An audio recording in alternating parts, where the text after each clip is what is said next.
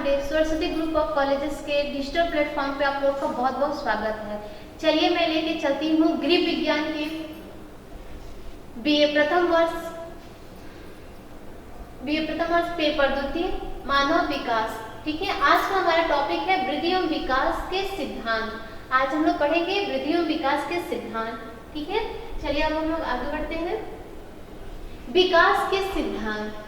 ठीक है, ये विकास के सिद्धांत क्या है? आप लोग देख रहे होंगे कि पहले जो मानव था उसके अंदर कोई विकास नहीं था, उसकी कोई बुद्धि नहीं थी, उसमें जो सोचने समझने की जो क्रिया थी वो छेड़ थी। ठीक है, वो आदि मानव की तरह था। फिर उसके अंदर धीरे धीरे वृद्धि एवं विकास होते गया। ठीक है, तो आज एक मानव का रूप धारण कर लिया। ठीक है, तो ये कैसे ये प्रक्रिया शुरू हुई इसके बारे में हम लोग जानते हैं। चलिए, अब इसका उद्देश्य, विकास का उद्देश्य क्या है, मतलब इसका सिद्धांत क्या है, इसके उद्देश्य क्या होता है सिद्धांत का। तो हम लोग देखिए सिद्धांत क्या है कि छात्र छात्राएं वृद्धि एवं विकास के सिद्धांतों के बारे में ज्ञान प्राप्त करेंगे कि जो विकास है वो किन सिद्धांतों पे आधारित है। विभिन्न मनोवैज्ञानिकों ने बालक के विकास के कुछ सिद्धांत बताए हैं जो इस प्रकार है। चलिए आगे, बाल विकास के सिद्धांत, प्रिंसिपल्स ऑफ चाइल्ड डेवलपमेंट। बालक के विकास की प्रक्रिया उसके गर्भ में आने से ही प्रारंभ हो जाती है। ठीक है, जो बालक का विकास की जो प्रक्रिया है वो माँ के गर्भ में आने से ही वहीं से शुरू हो जाती है, यानी प्रारंभ हो जाती है और उस समय तक चलती रहती है जब तक वह प्रौढ़ता को प्राप्त नहीं होता है, यानी जब तक वो प्रौढ़ावस्था तक नहीं आ जाता है तब तक उसकी वृद्धि और विकास चलती रहती है। जैसे कि मुनरो ने कहा है, विकास परिवर्तन श्रृंखला की वह अवस्था है जिसमें बालक भ्रूणावस्था से प्रौढ़ावस्था तक गुजरता है। ठीक है ना, मुनरो जी ने क्या कहा है कि जो बालक है वो भ्रूणावस्था से प्रौढ़ावस्था तक गुजरता है। ये कैसा गुजरता है? जैसे जो वृद्धि होती है, जब बालक माँ के गर्भ में आता है वहीं से उसकी वृद्धि और विकास स्टार्ट हो जाता है। ठीक है, लेकिन वृद्धि क्या होती है, एक चरम सीमा तक जाकर के रुक जाती है, लेकिन जो विकास है वो सतत प्रक्रिया है, जो निरंतर चलने वाली प्रक्रिया और आराम गति से चलती रहती है। और कब तक चलती है कि जन्म से लेकर के मृत्यु पर्यंत तक चलती रहती है। ठीक है, लेकिन वृद्धि जो होती है जन्म से लेकर के उसका जो प्रौढ़ावस्था आता है वहां तक वो चलता है। ठीक है, कहाँ कब से? भ्रूणावस्था से लेकर के प्रौढ़ावस्था तक चलता है। ठीक है, विकास के परिणाम स्वरूप व्यक्ति में नवीन योग्यताओं और नवीन विशेषताएं प्रकट होती हैं। जैसे बालक का जब प्रौढ़ावस्था में आ जाता है बालक, उसके विकास के परिणाम स्वरूप क्या होता है? व्यक्ति में नवीन योग्यताएं आती हैं। जैसे कि वो जब जन्म ले लेता है, जो वो शैशवावस्था में होता है तो असहाय होता है, निर्बल होता है। वो कैसा होता है कि दूसरे के सहारे रहता है। ठीक है ना, उसको दूसरे की सहारा लेना पड़ता है। जैसे बोलने में, खाने में, पीने में, कुछ चीज कहने में वो क्या होता है, माँ का सहारा लेता है। अगर उसको कोई चीज चाहिए तो माँ का आंचल पकड़ करके कुछ संकेत करता रहता है। ठीक है, लेकिन जैसे जैसे उसका विकास होता जाता है वो क्या, उसकी नवीन योग्यताएं आती रहती है। जैसे कि आप देख लीजिए एग्जाम्पल में कि बच्चा जब छोटा रहता है तो वो क्या होता है, पहले अपने सिर को उठाता है, धड़ को उठाता है, उसके बाद से वो बैठता है, बैठने के बाद से घुटनों पे आता है, घुटनों के बाद से क्या करता है, वो चलने धीरे धीरे चलता है और चलते से तोड़ने से वो अपनी नवीन योग्यताओं को हासिल करता है और एक पूर्ण, ठीक है ना, वो क्या होता है, एक परिपक्व व्यक्ति की तरह कार्य करने लगता है।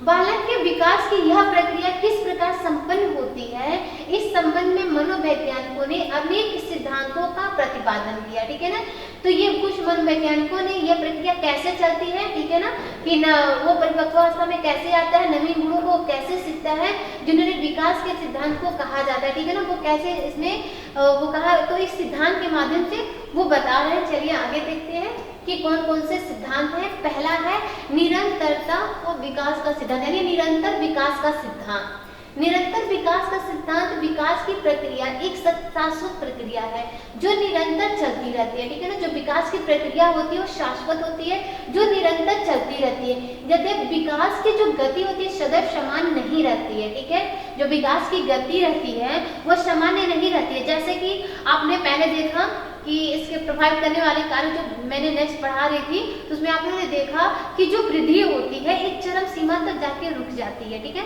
लेकिन जो विकास क्या होता है कि शैशवावस्था में होता है, तीव्र होता है, बाल्यावस्था और शैशवावस्था में तीव्र होता है, लेकिन किशोरावस्था में तीव्र होता है, फिर क्या होता है मंद हो जाता है, ठीक है ना। तो ये उसका यह गति कभी तीव्र और कभी मंद होती है, परंतु अपनी चरम सीमा पर पहुंचने से पूर्व कभी रुकती नहीं है। वृद्धि तो रुक जाती है, लेकिन जो विकास होती है वो अपनी चरम सीमा तक कभी रुकती नहीं है, जिसके परिणाम स्वरूप व्यक्ति में कोई आकस्मिक परिवर्तन नहीं होता है, ठीक है ना। उसमें कोई परिवर्तन नहीं होता है व्यक्ति में। बालक में शारीरिक और मानसिक गुण एकाएक विकसित नहीं हो जाते हैं। उसमें भाषा का विकास एक ही दिन में नहीं होता, अपितु तो इसकी नवीन बालक में जन्म से ही पड़ जाती है। इसकी जो नींव होती है बालक में जन्म से ही पड़ जाती है। जैसे कि कोई जो बालक होता है, कहने का मतलब यह है कि जो बालक होता है एकाएक जब जन्म लेता है तो तुरंत बड़ा नहीं हो जाता है, मानव का रूप नहीं धारण करता है। पहले वो सामान्य क्रिया करता है, यानी वो जब जन्म लेता है तो पहले उसके सर का विकास होता है, यानी मस्तकाभिमुखी की प्रक्रिया, ठीक है ना, जिसको कहते हैं। तो पहले सर, जैसे कि एग्जाम्पल देख लीजिए कि जब माँ प्रेग्नेंट रहती है, गर्भावस्था में रहती है, तो जो बालक माता का वो और पिता का शुक्राणु और माता का अंडाणु से जो निषेचन फर्टिलाइजेशन की जो क्रिया होती रहती है, ठीक है। तो जो बालक एक आल्पिन के समान रहता है, जो भ्रूण होता है वो एक आल्पिन के समान होता है, और उसकी वृद्धि विकास वो 10 दिन के बाद से उसकी वृद्धि और विकास होने लगती है। वो धीरे धीरे उसके पहले सर का विकास होता है, फिर सर के बाद से मस्तिष्क का विकास होने लगता है उसमें, उसके बाद से हाथ पैर और विभिन्न अंगों का विकास होता है, तब जाके पलकों का बनना, भौहों का बनना, नाखूनों का बनना, ठीक है ना, ये गर्भ में होता है। फिर धीरे धीरे जैसे वो बाहर आता है तो उसकी हड्डियां मजबूत होने लगती हैं, उसके स्किन जो होते हैं पहले बहुत नाजुक होते हैं, फिर अपने रूप में आने लगते हैं, उसके शारीरिक और मानसिक परिवर्तन होते रहते हैं। लेकिन ऐसा नहीं कि एकाएक वो एक मानव का रूप धारण कर, ऐसा नहीं है, ठीक है ना। वो क्या है, वो विकास और उसकी जो भाषा का विकास होता है वो तुरंत नहीं होता है। भाषा का विकास क्या होता है, वो जब वो अपने घर के फैमिली में जो रहता है तो पहले वो क्या करता है, अगर कोई बुलाता है तो वो पहले अनुकरण करता है, वो अपने सर को देखते होंगे कि हिलाता है कि ये क्या अगला क्या बोल रहा है, तो अपने कुछ भौहों को सिकुड़ना, ठीक है, आश्चर्यचकित होना, फिर अनुकरण करना, कभी स्माइलिंग करना, कभी वो रोने भी लगता है। कुछ लोग होते हैं बहुत तेज के साथ उसको खिलाते हैं तो या बोलते हैं, कुछ काटते हैं, तो या तो जो बालक होता है अगर वो प्रखर बुद्धि का होता है तो स्माइलिंग करता है, लेकिन जो मानसिक रूप से कमजोर जो बालक होते हैं वो भयभीत होकर रोने लगते हैं, अपने चेहरे पे रोने जैसा भाव बना लेते हैं। लेकिन फिर वो क्या करते हैं, भाषा विकास, वो क्या बोल रही है क्या नहीं, घर से वो पहले बोलना सीखता है, बबलाना सीखता है, फिर वो थोड़ी थोड़ी जैसे जैसे बड़ा होता है उसका विकास होने लगता है तो बबलाना, फिर मामा बोलना, फिर पापा बोलना, फिर उससे क्या होता है बड़े शब्दों का वो प्रयोग करने लगता है। तो क्या होता है उसकी भाषा का जो विकास होता है वो धीरे धीरे होता रहता है, उसी को कहते हैं निरंतर विकास का सिद्धांत। नेक्स्ट चलते हैं एकाकीकरण का सिद्धांत, ठीक है। एकाकीकरण का सिद्धांत क्या कहता है कि विकास की प्रक्रिया एकाकीकरण के सिद्धांत का पालन करती है, ठीक है। विकास का प्रक्रिया क्या होता है, एकाकीकरण के सिद्धांत का पालन करती है। इसके अनुसार बालक अपने संपूर्ण अंग को और फिर अंग के भागों को चलाना सिखाता है, उसके बाद वह उन भागों में एकाकीकरण करना सीखता है, सामान्य से विशिष्ट की ओर बदलते हुए विशिष्ट प्रतिक्रिया तथा चेष्टाओं को इकट्ठे रूप में प्रयोग में लाना सीखता है। उदाहरण के लिए एक बालक को देखिए पूरे हाथ को, फिर उंगलियों को और फिर हाथ या उंगलियों को एक साथ चलाना सीखता है। फिर जैसे वही एग्जाम्पल और आ गया कि आप देखते होंगे जो बालक होता है वो एकाएक नहीं कोई कार्य करता है, वो पहले क्या करता है कि अगर देख लीजिए एक बालक है, एग्जाम्पल देखिए कि एक बालक है, उसके सामने एक बॉल रखी गई है, ठीक है ना, वो सोचता है कि मैं उसको पकड़ लूं, या कोई खिलौना ही देख लीजिए कि अगर कोई खिलौना है उसको रख दिया गया है तो वो सोचता है कि वो क्या है, वो पहले जानता है कि क्या है, तो वो उसके मन में एक चेष्टा जागृत होती है, इच्छा जागृत होती है कि मैं उसको पकड़ लूं, ठीक है। तो वो पहले क्या करता है, पहले अपने अंगों को हिलाता है, इधर उधर चलाता है, सोचता है कि मैं उसको कैसे पाऊं, ठीक है। तो अपने हाथों को, अपनी उंगलियों को चलाने की वो चेष्टा करता है, ठीक है ना, कोशिश करता है। उसके बाद से वो अपने हाथ को उठाता है धीरे धीरे, फिर वो क्या करता है अपने धड़ को उठाता है, धड़ को उठाने के बाद से उंगलियों का वो करता है संकेत, फिर वो क्या करता है, चाहता है मैं बैठ जाऊं और मुंह से कुछ बबलाने जैसा आवाज निकालता है, घूं घूं की आवाज करना, ठीक है ना। ये भी एग्जाम में पूछता है कि बच्चे का वो किस अवस्था में बच्चे घूं घूं की आवाज निकालते हैं, ठीक है ना, बबलाने की प्रक्रिया बच्चों की किस अवस्था में आती है, तो ये एग्जाम में आता है, ठीक है, इसके अंतर्गत ही है। तो वो क्या करता है, पहले वो प्रक्रिया करना चाहता है कि मैं उसको कैसे पकड़ूं, तो अपने हाथों को, अपने अंगों को वो क्या करता है, हिलाता है, बुलाता है, ठीक है ना। आगे नेक्स्ट देखते हैं, परस्पर संबंध का सिद्धांत, ठीक है। अगला है परस्पर संबंध का सिद्धांत, ठीक है। विकास की सभी दिशाएं शारीरिक, मानसिक, सामाजिक, संवेगात्मक आदि एक दूसरे से क्या है, परस्पर संबंधित होते हैं, ठीक है ना। जो विकास की जो सभी दिशाएं होती हैं, जैसे शारीरिक, मानसिक, सामाजिक, संवेगात्मक आदि एक दूसरे से परस्पर क्या है, संबंधित है, जुड़े हुए हैं। इनमें से किसी भी एक दिशा में होने वाला जो विकास है, अन्य सभी दिशाओं में होने वाले विकास को पूरी तरह प्रभावित करने की क्षमता रखता है, ठीक है। उदाहरण देख लीजिए कि जिन बच्चों में औसत से अधिक बुद्धि होती है, वे शारीरिक और सामाजिक विकास की दृष्टि से वो काफी आगे बढ़े हुए पाए जाते हैं। दूसरी ओर एक क्षेत्र में पाई जाने वाली जो न्यूनता दूसरे क्षेत्रों में हो रही प्रगति में बाधक सिद्ध होती है। यही कारण है कि शारीरिक विकास की दृष्टि से पिछड़े बालक संवेगात्मक, सामाजिक और बौद्धिक विकास से भी उतने ही पीछे रह जाते हैं, ठीक है ना। ये क्या परस्पर संबंध का सिद्धांत क्या जाता है कि एक उदाहरण दीजिए कि जिन बच्चों में औसत से अधिक बुद्धि होती है, ठीक है, उसकी जो IQ लेवल होती है, उसकी बुद्धि होती है, अगर वो प्रखर बुद्धि का होता है, और प्रखर बुद्धि का बालक क्या होगा, जब उसका वातावरण और वंशानुक्रम जब प्रभावित होता है, ठीक है ना, उसमें अगर उसका वंशानुक्रम, वातावरण, ठीक है, दोनों सही है तो उसका विकास सही होगा। और विकास जब सही होगा तो बच्चा तीव्र और क्या होगा, प्रखर बुद्धि का होगा, ठीक है ना। तो उसकी जो सीखने की प्रक्रिया होगी तीव्र होगी, ठीक है ना। किसकी अपेक्षा, जो मंद बुद्धि वाले बालक होते हैं, मूढ़ बालक होते हैं, ठीक है ना, जो उनकी IQ लेवल होती है, उनसे उनकी सीखने की प्रक्रिया क्या होगी, तीव्र होगी। जैसे कि अगर एक क्लास में देख लिया जाए, टीचर के उसमें विभिन्न व्यक्तित्व वाले बच्चे बैठे रहते हैं, ठीक है, विभिन्न प्रकार बुद्धि वाले, मूल बुद्धि वाले, ठीक है ना, सारे बच्चे बैठे रहते हैं। टीचर एक होता है, एग्जाम्पल एक ही देता है, लेकिन जो प्रखर बुद्धि वाले होते हैं वो जल्दी सीख लेते हैं, उनकी सीखने की प्रक्रिया तेज होती है। लेकिन अगर जो मंद बुद्धि वाले बच्चे होते हैं, एग्जाम्पल एक ही होता है, समझाने की प्रक्रिया शिक्षक का सेम वैसे ही होता है, कोई अंतर नहीं रहता। लेकिन जो मानसिक रूप से जो अस्वस्थ बालक होते हैं, उनकी सीखने की प्रक्रिया क्या होती है, कमजोर होती है, ठीक है ना। तो ये होता है परस्पर संबंध का सिद्धांत। नेक्स्ट चलते हैं, वृद्धि और विकास की गति की दर एक नहीं रहती है। जैसे कि वृद्धि और विकास की गति एक जैसी नहीं रहती है। कैसे कि यद्यपि विकास बराबर होता रहता है, परंतु इसकी गति सब अवस्थाओं में एक जैसी नहीं रहती है, ठीक है ना। वृद्धि क्या होती है कि वृद्धि और विकास क्या होती है, बराबर नहीं होती है, परंतु इसकी जो गति होती है, विकास की जो गति होती है, वो विभिन्न अवस्थाओं में एक जैसी नहीं रहती है। जैसे कि शैशवावस्था के शुरू के वर्षों में यह गति कुछ तीव्र होती है, परंतु बाद के वर्षों में यह मंद पड़ जाती है, ठीक है। पुनः किशोरावस्था के प्रारंभ में इस गति तेजी से वृद्धि होती रहती है, परंतु यह अधिक समय तक नहीं बनी रहती है। उसमें क्या होती है, रुकावट आ जाती है, बाधा आ जाती है, वो शून्य की अवस्था में आ जाती है, ठीक है ना। इस प्रकार वृद्धि और विकास की गति उतार चढ़ाव आते ही रहते हैं, किसी भी अवस्था में एक जैसी नहीं रहती है।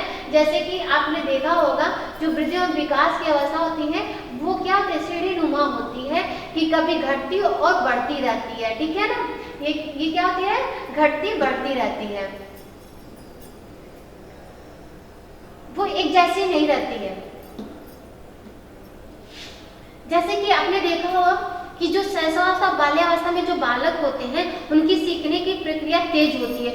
क्वेश्चन करना, ठीक है ना, छोटी छोटी बातों पे क्वेश्चन करना लगते हैं कि उनकी जो सीखने की होती है ना, चाहते हैं बहुत, उनके अंदर सीखने की जो प्रक्रिया होती है बहुत तीव्र जागृत होती है, कि हर छोटी छोटी बातों को पूछना मम्मी पापा से कि ये क्या है, इसको क्या कहते हैं। जैसे कि मान लीजिए एग्जाम्पल को पेन, वो पूछता है कि ये क्या है, पेन है, इसको क्या करते हैं, इसको कहाँ यूज करते हैं। तो बच्चा क्या करता है, एक चीज पे अनेक सवाल करता है, उसकी क्या जो उसकी विकास होती है तीव्र हो रही है, उसकी जो सीखने की प्रक्रिया क्या तीव्र है, लेकिन एक चरम सीमा पर जाकर के वो क्या होती है, बाधित हो जाती है।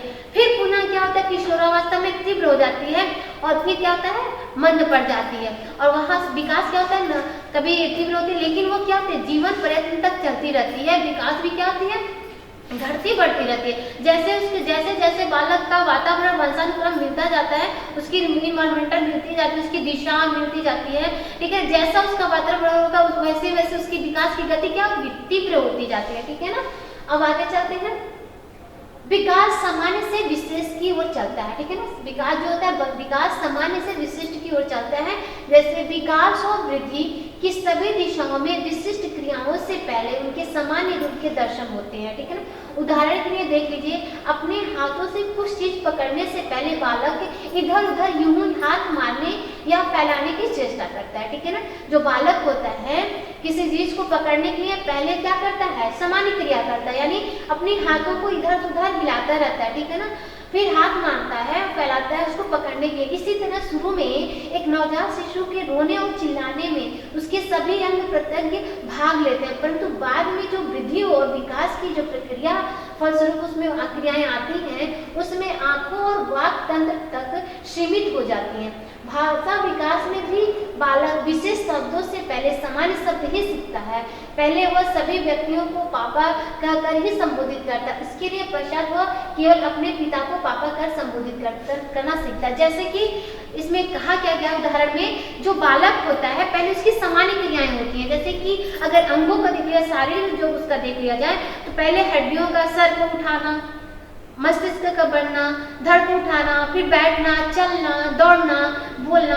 अब भाषा का जब विकास आता है उसमें पहले क्या करता है, अनुकरण करता है, यानी सीखता है कि लोग क्या बोल रहे हैं। जैसे कहा जाता है कि बेटा ये पापा है, ठीक है, तो उसके मन में ये आता है कि ये पापा है, तो अगर किसी दूसरे व्यक्ति को भी देखता है तो समझता है ये भी पापा है। लेकिन जैसे जैसे उसकी विकास जो समाज से जब विशिष्ट होता है, उसकी विकास तीव्र हो जाती है, बड़ा होता है, तो समझ जाता नहीं केवल यही मेरे पापा है, ये अंकल है, ये ताऊ है, ये मामा है, ठीक है ना। वो समझ जाता है, रिलेशनशिप को समझता है, बड़ा होता है, क्योंकि उसकी विकास की गति क्या तीव्र हो जाती है, बच्चा सामान्य से विशिष्ट की ओर चला जाता है, ठीक है ना। आगे चलते हैं, देखते हैं।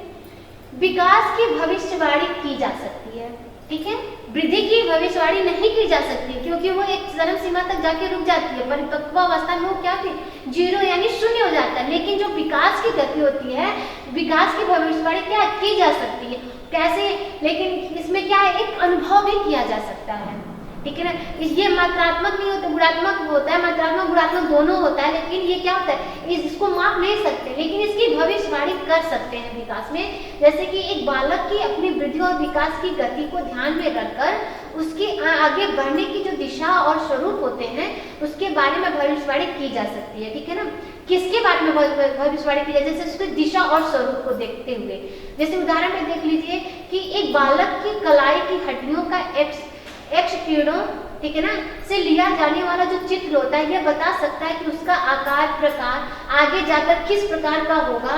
इसी तरह बालक को इस समय की मानसिक योग्यताओं के जाने के सहारे उसके आगे की मानसिक विकास के बारे में पूर्व अनुमान लगाया जा सकता है। जैसे कि अगर उसकी हड्डियों से एक्सरे के माध्यम से अगर देखा जाए, तो बच्चे का वो पता भविष्यवाणी अनुमान लगाया जा सकता है कि ये छोटा होगा, बड़ा होगा, ठीक है ना, कि शारीरिक रूप से कमजोर होगा या मजबूत होगा। दूसरी बात, अगर उसकी मानसिक लेवल, आईक्यू लेवल को पता किया जाए, तो उसकी बुद्धि, ठीक है ना, उसकी जो बुद्धि आईक्यू लेवल होती है, उसकी जांच करा करके भी पता किया जा सकता है कि वो मंद बुद्धि बालक है, मूढ़ बुद्धि बालक है, या तीव्र या प्रतिभाशाली या विशिष्ट बालक है, इसकी भी पता किया जा सकता है। जैसे कि विकास की क्या होती है, भविष्यवाणी की जा सकती है, ठीक है, शारीरिक रूप से भी और मानसिक रूप से भी। चलिए अब देखते हैं आगे नेक्स्ट, व्यक्तिक अंतर का सिद्धांत, ठीक है ना। व्यक्तिक अंतर का सिद्धांत कहता है कि इस सिद्धांत के अनुसार बालकों का विकास और वृद्धि उनकी अपनी व्यक्तिकता, ठीक है ना, के अनुसार होती है। वे अपनी स्वाभाविक गति से ही वृद्धि और विकास के विभिन्न क्षेत्रों में आगे बढ़ते रहते हैं, और इसी कारण उनमें पर्याप्त विभिन्नताएं देखने को मिलती है। कोई भी एक बालक वृद्धि और विकास की दृष्टि से किसी अन्य बालक के समरूप नहीं होता है, ठीक है ना। जैसे कि उदाहरण देख लीजिए, अगर व्यक्तिक अंतर का सिद्धांत देखा जाए, तो उदाहरण में देख लीजिए कि एक ही माता पिता के बच्चे जो होते हैं, जन्म लेते हैं, चाहे वो जुड़वा हुए चाहे अलग अलग है, लेकिन उनकी जो सोचने समझने की प्रक्रिया होती है, उनकी शारीरिक परिवर्तन, मानसिक परिवर्तन जो होते हैं, चाहे शारीरिक बनावट जो होते हैं, वो भिन्न भिन्न होते हैं, ठीक है ना। एक ही माता, अगर जुड़वा ही देख लिया जाए, दोनों बच्चे जुड़वा ही हों, उसमें भी भिन्न विभिन्नता पाई जाती है। कुछ बच्चे तो शारीरिक रूप से एक होते हैं, जैसे चेहरे की बनावट एक होती है, ठीक है ना, बस कुछ अंतर पाया जाता है, सेम नहीं हो सकता, उसमें विभिन्नता जरूर होती है, ठीक है, तो ये जैसे नहीं होती है। जो विभिन्नता होती है, और उसकी सोचने समझने की जो प्रक्रिया होती है अलग होती है, ठीक है ना। जैसे मैंने अभी एग्जाम्पल दिया कि क्लासरूम का, कि अगर वो बच्चे दोनों, जैसे कि मान लीजिए क्लासरूम का एग्जाम्पल तो देख लिए, एक घर का देते हैं हम, जैसे कि घर में देख लीजिए एक ही माता पिता के जो बच्चे हैं जुड़वा ही हैं, ठीक है ना, जुड़वा ही हैं, उनकी वृद्धि विकास साथ साथ हो रही है, सेम सामान्य प्रक्रिया एक साथ हो रही है, लेकिन जो उनकी सोचने समझने की एक्टिविटी जो क्रियाएं होती हैं वो भिन्न भिन्न होगी, ठीक है ना। अगर माँ ने कह दिया कि आपको ये ड्राइंग का चित्र बनाना है, आपको एक फ्लावर बनाना है, तो उसमें विभिन्नता आ जाएगी, हो सकता है वो कमल बनाए, वो गुलाब बनाए, ठीक है ना। उनकी जो क्या है वो जो सोचने की समझने की जो क्रिया क्या होगी, वहीं पे विभिन्नता आ गई, ठीक है ना। तो ये हुआ व्यक्तित्व अंतर का सिद्धांत। आगे चलते हैं नेक्स्ट, विकास क्रम की एक रूपता, ठीक है। विकास क्रम की एक रूपता क्या है कि विकास की गति एक जैसी न होने तथा पर्याप्त व्यक्तिगत अंतर पाए जाने पर भी विकास के क्रम में क्या होता है, कुछ एक रूपता के दर्शन होते हैं। जैसे किसी क्रम में एक ही जाति विशेष के सभी सदस्यों में कुछ एक जैसी विशेषताएं देखने को मिलती हैं। उदाहरण के लिए देख लीजिए, मनुष्य जाति के सभी बालकों की वृद्धि सिर से प्रारंभ होती है। इसी तरह बालकों के गद्यात्मक और भाषा के विकास में भी एक निश्चित प्रतिमान और क्रम के दर्शन किए जा सकते हैं। जैसे जो विकास का क्रम होता है एक जैसा ही होता है, ठीक है। जैसे मनुष्य जाति को ले लिया जाए तो जैसे कि एक हिंदू जाति के बच्चे का जो विकास होगा गर्भ में, वैसे मुस्लिम जाति के विकास का बच्चे का भी विकास होगा।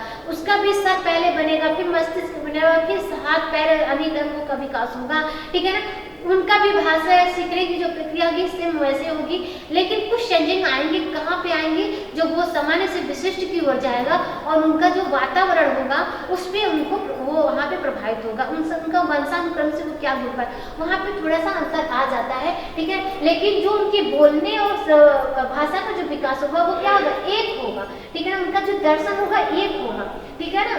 बस जो मनुष्य पशुओं में भी यही चेंजिंग आता है।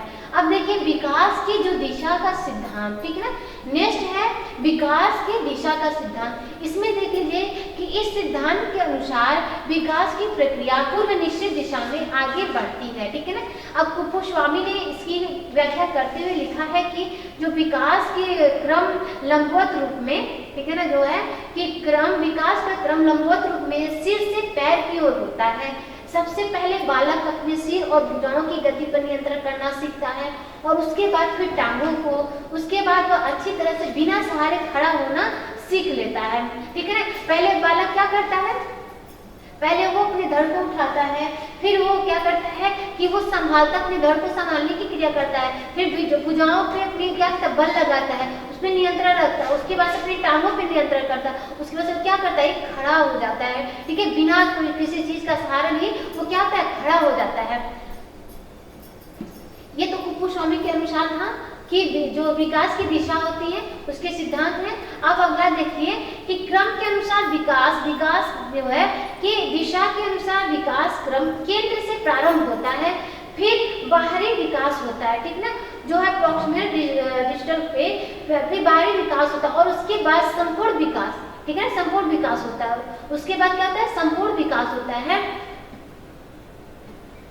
संपूर्ण विकास होता है। उदाहरण में देख लीजिए कि पहले रीढ़ की हड्डी का विकास होता है, उसके बाद भुजाओं, हाथ तथा हाथ की उंगलियों तथा तत्पश्चात इन सबका पूर्ण रूप से संयुक्त विकास होता है। जैसे कि जो बालक होता है पहले क्या होता है कि उसका जो विकास होता है, सर होता है, सर से वैसे धड़ वैसे जो हड्डियों का विकास होगा, जहाँ हड्डियों का विकास होगा वहाँ रीढ़ की हड्डी पहले बनती है, ठीक है ना, क्योंकि वही उसका बेस होता है खड़े होने का, वो जो हमारे शरीर का उसी पे रीढ़ की हड्डी पे मानव या बालक खड़ा हो सकता है, ठीक है ना।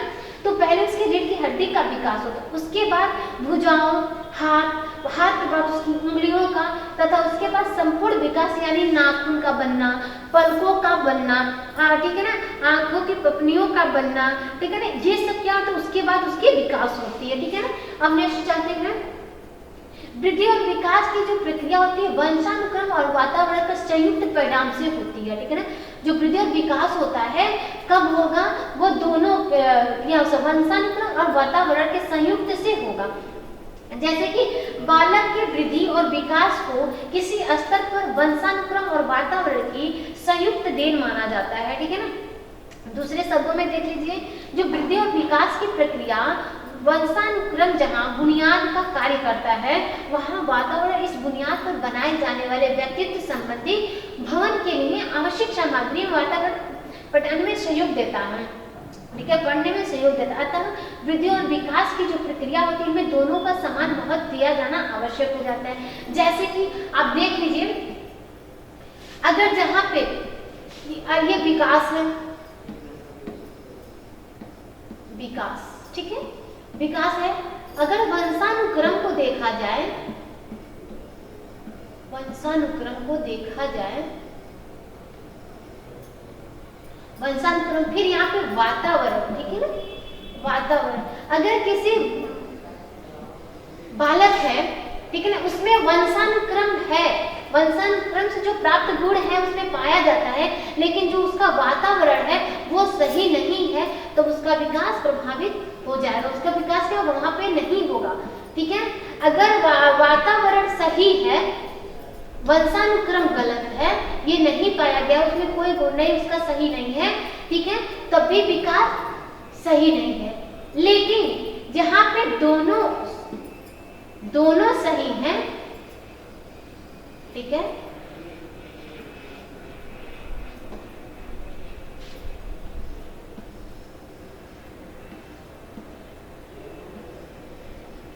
ठीक है, जहां पे दोनों सही है, वंशानुक्रम भी उसका सही है, वातावरण भी सही है, ठीक है ना, जो बालक का वंशानुक्रम है वो भी सही है और वातावरण वो भी सही है, तो विकास क्या होगा उसका सही होगा, ठीक है ना। वो क्या होगा, उसकी जो बुनियादी वंशानुक्रम होगा, ठीक है ना, वो उसका वातावरण भी सही होगा, तो वो क्या होगा, किसी भी वृद्धि और विकास की जो प्रक्रिया दोनों समान अगर दिया जाएगा तो बालक क्या होगा, प्रखर होगा, तेज होगा, ठीक है ना।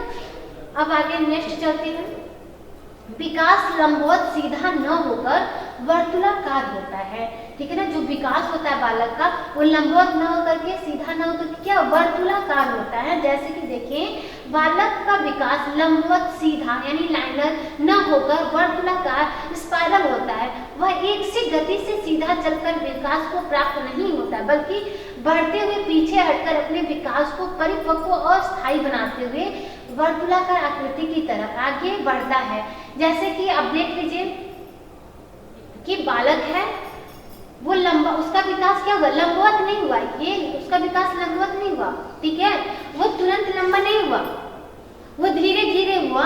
कैसे हुआ, वर्तुलाकार हुआ। कैसे, पहले उसकी शारीरिक बनावट में रंग रूप ढांचा हुआ, उसकी हड्डियों का विकास हुआ, चलना सीखा, बोलना सीखा, ठीक है ना, ये उसका जो विकास वर्तुलाकार हो रहा है, ठीक है ना, वो घटते बढ़ते क्रम में क्या हुआ, लंबाई चौड़ाई में वर्तुलाकार में हो रहा है उसका विकास, वो सीधे नहीं होता है। इसको कहते हैं ये लंबवत हुआ, ये वर्तुलाकार हुआ, ठीक है ना।